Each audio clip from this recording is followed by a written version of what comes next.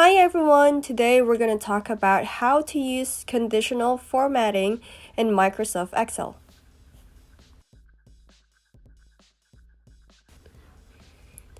To start, let me add two columns here.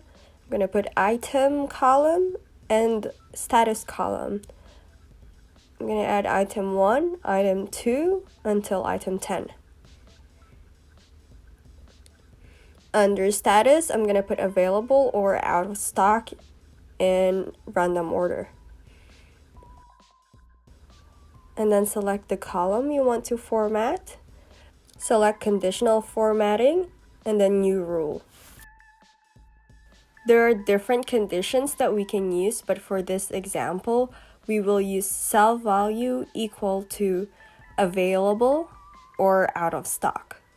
For available, we'll use the format green and bold.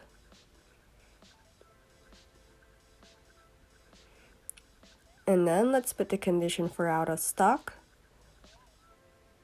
We'll use the format red and italic.